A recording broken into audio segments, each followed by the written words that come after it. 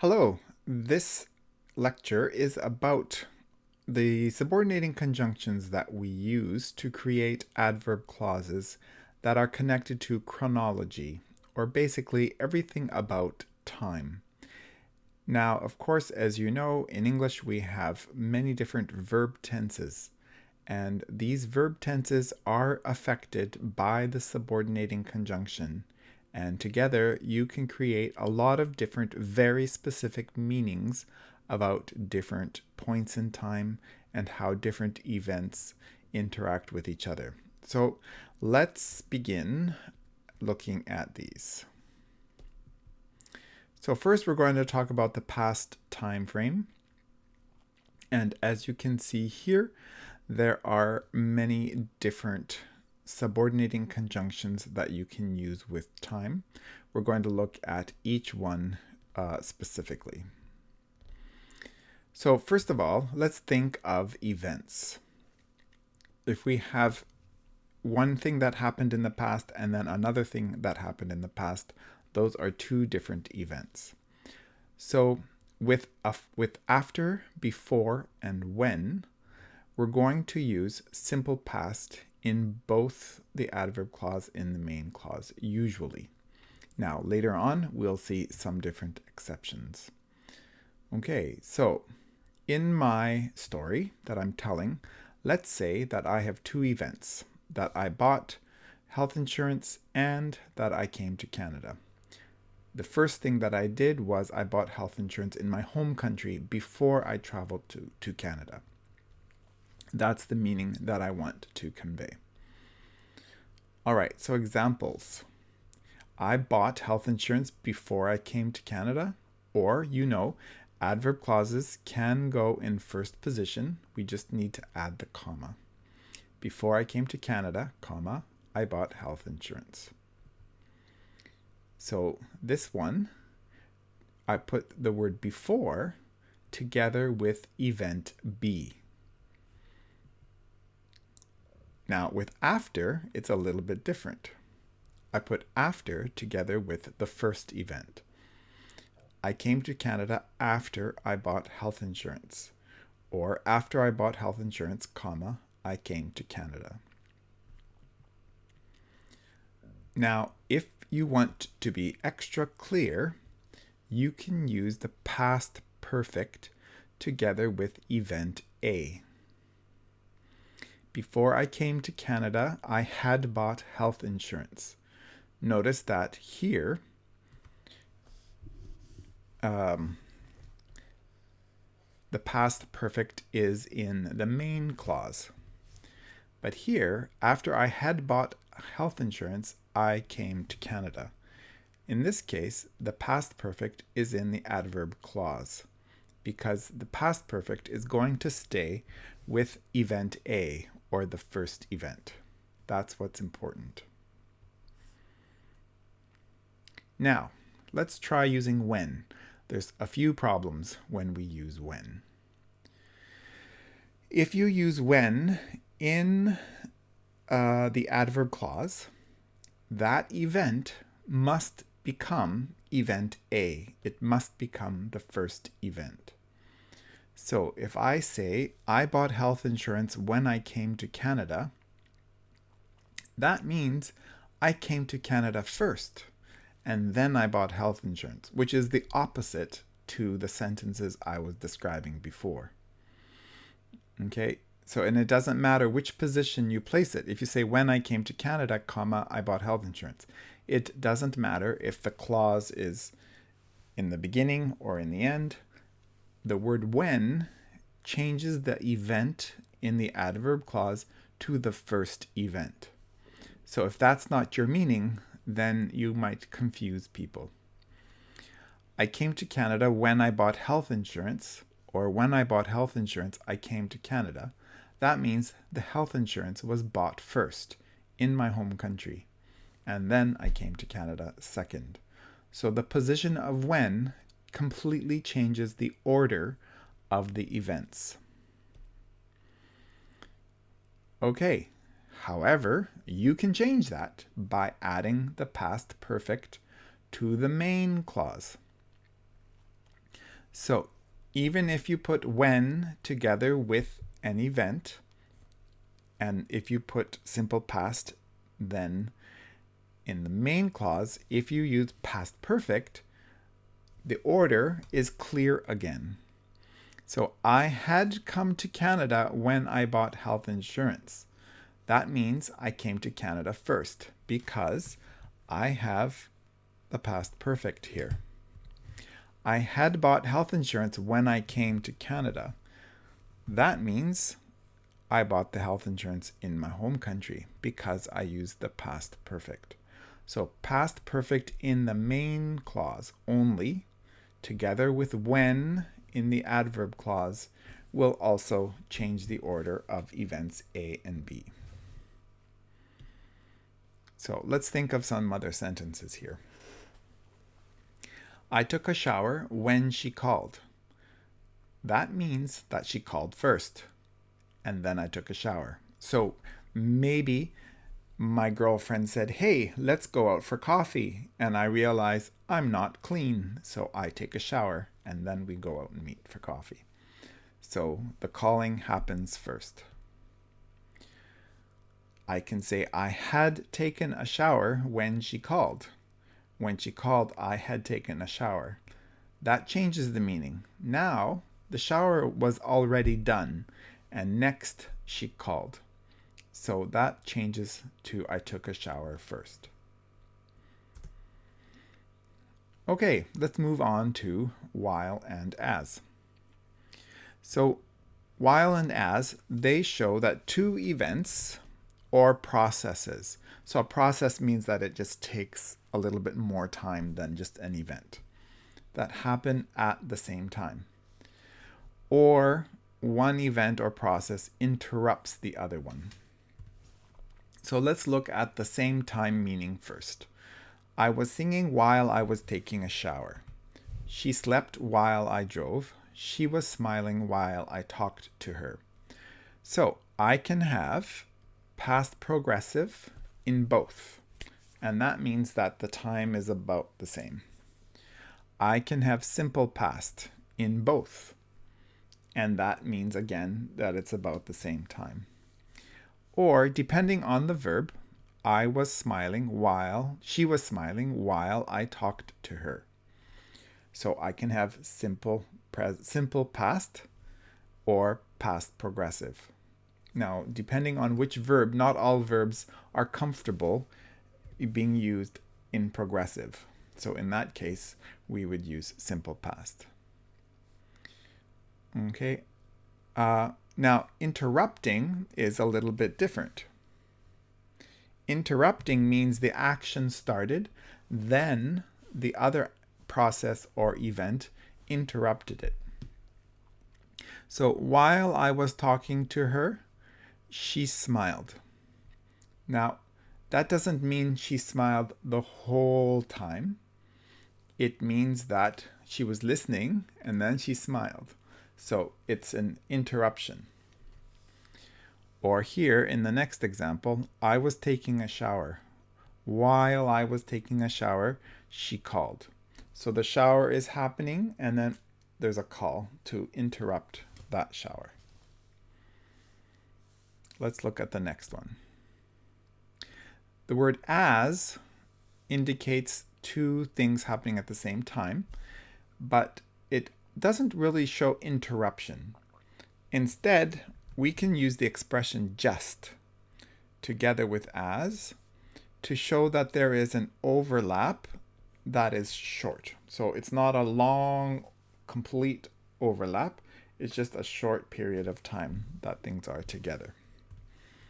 So I was singing as I was taking a shower, same meaning as while. She slept as I drove, same meaning as while. She was smiling as I talked to her. This means the whole time that I talked, the whole time she was smiling. Next, I changed it to just as. She smiled just as I said goodbye. So that means the words are coming out of my mouth and I am waving, and during those few seconds, she smiled. So the time of the two actions, that happens together is very short. She called just as I was taking a shower. So that means I turn on the water starts coming down, and she calls. So I don't have a very long shower, and she calls, and it happens over a little bit of time. Now we're going to look at the special situation of by the time. So by the time shows a period of time that has a very unclear beginning. We don't know when the beginning is. By the time introduces event B. So it happens second, and we use the simple past tense to introduce it. Event A has to be in the past perfect. So there's no choice. Okay, so by the time introduces simple past. By the time she called. So if I have a timeline, so this is me speaking now, and this is me thinking about the past. Okay, so I have all this time here, and she called at this point in time. The beginning of this, we don't know. I had taken a shower by the time she called. So that means that maybe the shower happened here, or maybe the shower happened here, but the shower did not happen in this point here. It's too close. So by the time means before, but inside a window of time that is logically connected to it. Again, you can put the adverb clause in second position, by the time she called, or capital letter by the time she called, comma, I had taken a shower. I had bought health insurance by the time I came to Canada. Okay, so in some time, we don't know when exactly, before. So by the time is very useful when we don't have exact information for it. And then you can see definitely that we need the comma, or we can put it in first position. The verb in the adverb clause is going to be simple past. The next one, the last time, the first time, or we could even say the second time, the third time, the 100th time. Any of those work. We use this to isolate one repeat out of many repeats of the same event. And we use the simple past. The simple present is never, never, never, ever used. Okay, so I just want you to remember that it is never, ever used. Okay, let's look at some examples. So the event is I rode bicycle. Now let's think of repeated events of riding the bicycle. Okay, so the last time I rode bicycle. So that means in the past, I rode bicycle a few times. The last time is this one. I went 14 kilometers. The first time I rode bicycle, I fell and cut my leg. Okay, so that's going to be here. Now, at the moment, I am 53. I learned to ride bicycle when I was 12. So the first time can really grow and stretch apart.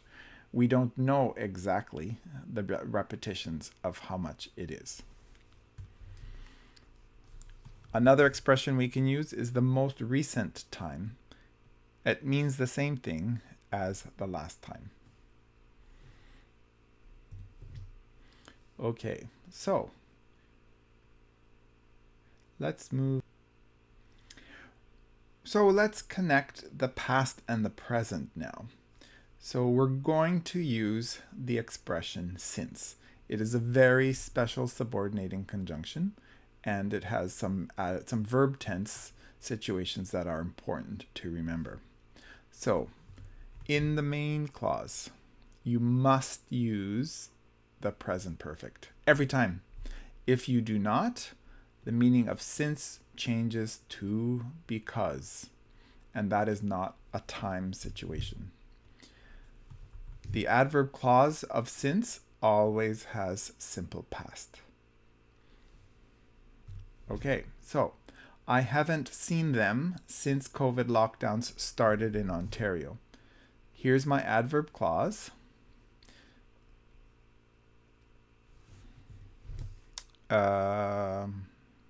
Sorry. I think I made a mistake. No, I haven't. It's not a mistake. Sorry about that. I just got confused about which screen was doing what. Okay, so I haven't seen them since COVID lockdowns started. So this is my adverb clause here. And this is the main clause with the present perfect verb tense in it. If you have the adverb clause in first position, the only thing that's different is the comma. This is still simple past. This is still present perfect.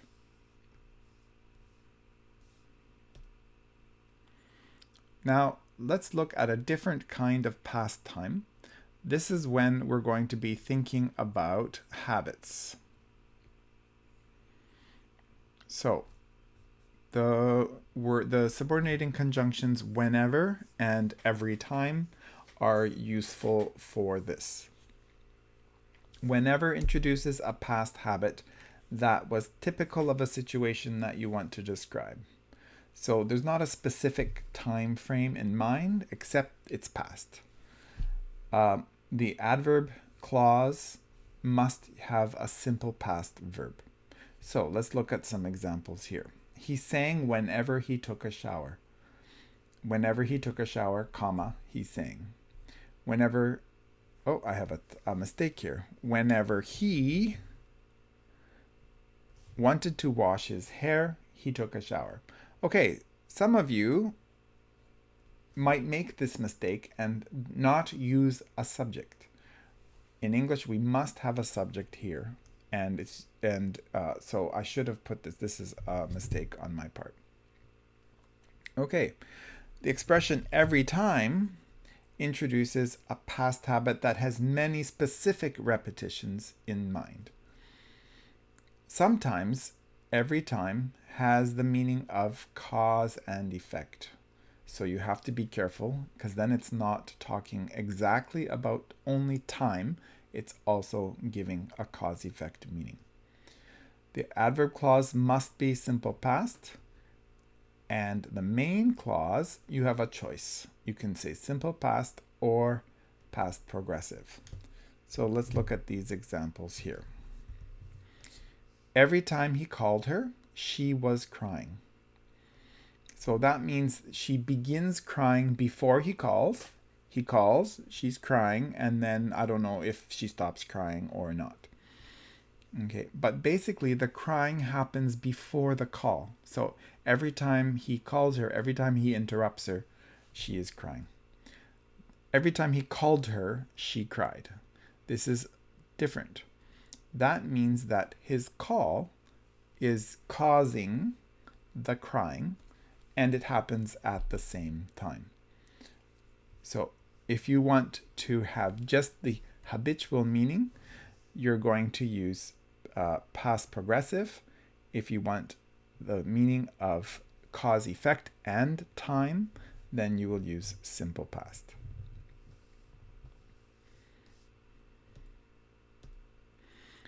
Okay, now we're going to focus only on the present. And the first thing that we're going to do is compare this to habits in the present time frame. We do not use simple present very much with adverb clauses. This is the only situation where you can have simple present in the adverb clause and in the main clause, because we're focusing on habits or scientific fact. If you use it in a way that is not scientific, it will sound very strange and like a joke, and nobody will believe you. So it's possible to do it to be funny, but it's not possible to do it if you are seriously talking in a business situation or an academic writing. So let's look at these examples here. Also, there's no present continuous there. So I gain 1 kilo every time I eat ice cream. Okay, do you think this is a true fact? Probably not. I'm just trying to say that ice cream makes me fat. It's not true that I gain 1 kilo, so I am exaggerating. And the way that this sounds so strange is because with every time, the feeling is that I am counting 5 times, 25 times that I have eaten ice cream and my body gaining weight. So we can say this sentence, but it is not academic and it is funny. It's more like a joke. Okay, he gains 1 kilo whenever he eats ice cream. Same idea. Here I have whenever. So now I'm not being specific. Here I have every time I am being specific. Here with whenever I'm not being specific, but it's simple present. There's no in both clauses. Okay, so if I have another sentence like water boils at 100 degrees Celsius. Okay, so that is a scientific fact.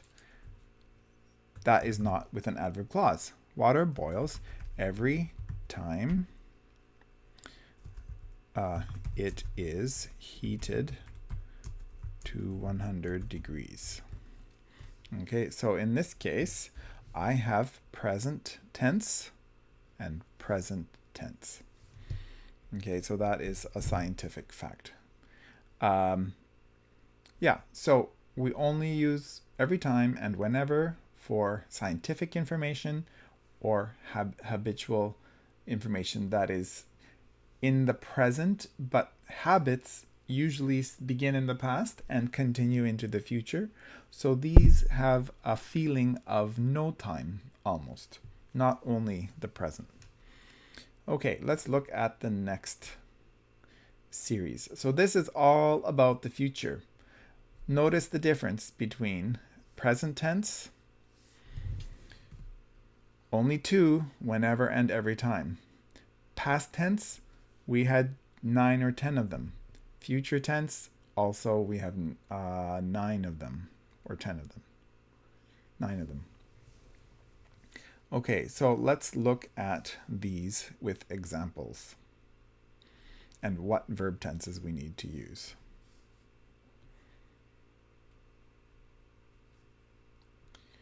Okay, so the important thing for future time frame is this rule. The forms of will or be going to are only going to be in the main clause. They will never be in the adverb clause. So you just have to always remember that.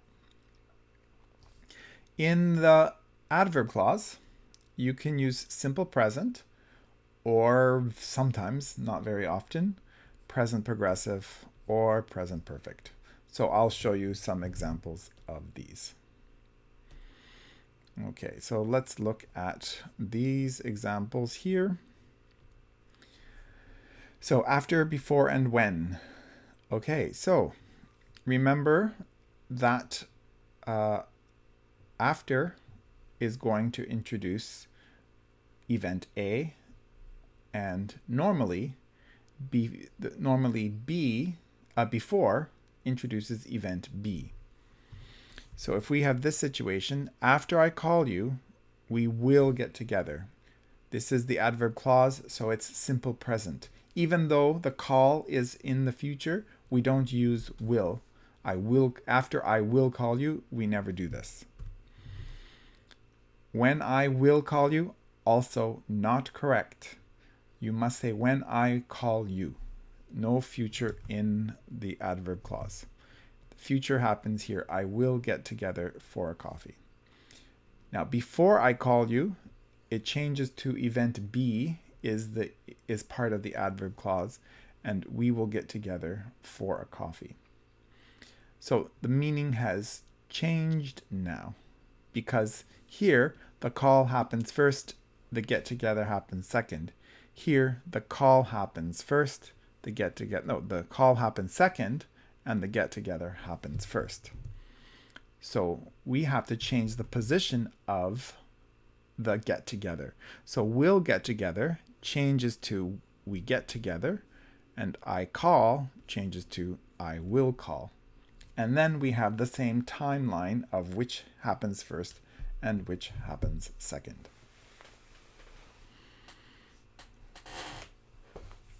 Okay, let's look at the next one. As soon as means just a few seconds or minutes after, then the next thing will happen. So as soon as I take a shower, this is A. As soon as I call you, as soon as they are here, I should have included this in the slide here. So all of these are the first event, and a few minutes or few seconds later, then will, or you can use can, and we're going to have a great party. By the time has the same meaning as in the past. So now we have a range of time. We don't know the beginning, we know the end. So let me draw a diagram of by the time. So here's now, and this is the past, and this is the future. Okay, so by the time we meet. So the meaning is by the time we will meet, but we don't use will. So here is the meeting. By the time we meet. Now, this has to be in the future, so we have this amount of time. We do not know the beginning, but there is also time in the future that separates from the present. By the time we meet, let me just find it here, we will have emailed each other many times. Okay, so here's one email, another email, another email, another email, another email. So these are will have emailed. So each time is a different email, but they happen before the meeting, and everything happens in the future. By the time I take a shower, the water heater will have only cold water in it, because my two roommates always take long showers. So this is going to show my frustration. If I have a timeline here, by the time I take a shower, so this is now. So I take a shower here, and I have two roommates that take long showers. So this is future time. Here's roommate number 1, and here's roommate number 2. Long showers. So this means here that the water heater will only have cold water in it. Okay, so I don't have to use future perfect. I can use just future. But future perfect is the most common verb tense that you will see with by the time in the future. All right, let's look at the next thing here. Until. Oh, I skipped one, didn't I? Oh no, until. All right, so until is going to, it has the feeling of by the time, but it begins now. Until I see her, I will wonder what she looks like. So let me show you what that looks like here. Okay, so here is see her. If I say by the time I see her, the feeling is, in this situation, I will wonder what she looks like. So all this time, I will wonder. Until starts now. Until I see her, I will wonder. So until and by the time are different because by the time starts at some point here, and there is a space between the two that we don't know how long it is. So that's how quickly you can analyze the difference between by the time and until. Okay, until we have fixed the car, we will stay home. Okay, so that means we fix the car here. All this time, we stay home. Notice here I use future perfect to, that means that my car was broken here. So some problem happened with the car. No fix, I have not fixed, I have not fixed, I have not fixed, I fixed. So all of this is with until. Okay, we will not travel until we have fixed the car. This is to show you the not until use. So not and until often goes together too, but we need to put a verb here together with not. And many times you will hear in conversation won't instead of will. Another thing that you will hear in conversation is instead of until, you might just hear somebody say till. We won't travel till we have fixed the car. We won't travel till we've fixed the car. That'll be a very conversational pronunciation. Until we have fixed the car or till we've fixed the car, we won't travel. If the adverb clause is in first position, remember the comma. He won't be happy until. So here is the not, here is the verb, and here is the until. Everyone compliments him. Simple present with the until. Or until everyone compliments him, comma, he won't be happy. Okay, so this is using the not until. Future time frame for whenever and the next time. These do not have the same habit meanings. These have more of predicting the future. The next time she calls, we won't have a long conversation. So I know she will call. I can guess this. So I can say the next time. If I say whenever she calls, I'm not 100% sure that she will call. The next time she calls, I'm going to go crazy, especially if she cries. So that is another situation. Okay, whenever the construction is done, we will be able to move in. I have no idea in the future of the end of the construction, so we can use whenever. If I know the construction will finish, I can say when the construction is done. Now I know that there is an end. So there's a difference in attitude or in feeling between when and whenever. If I say when the water is warm, we will be able to swim in the pool. It means I know that after 2 days, the swimming pool water will be warm and we can swim. If I change this to whenever the water is warm, it means I don't know how long it's going to take. If there's too much sun, if there's too many cold days and cold nights, the water will not get warm.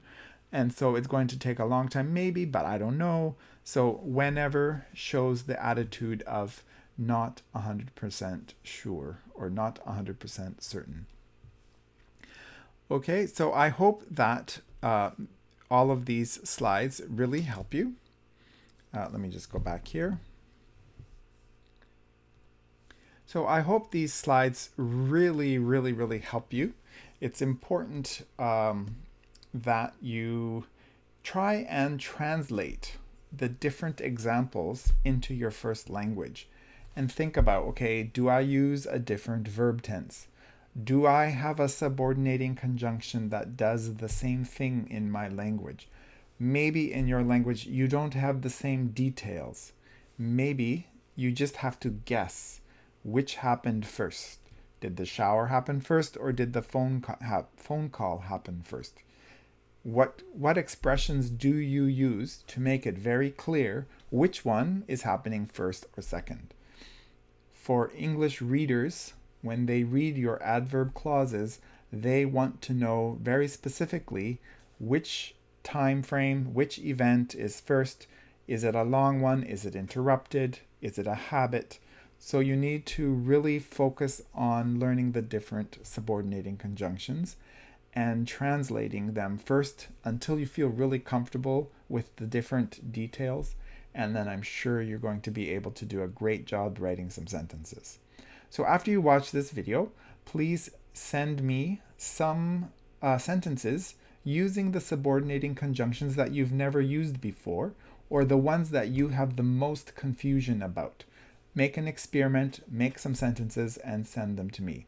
I'll put a link where you should post your sentences. Thanks.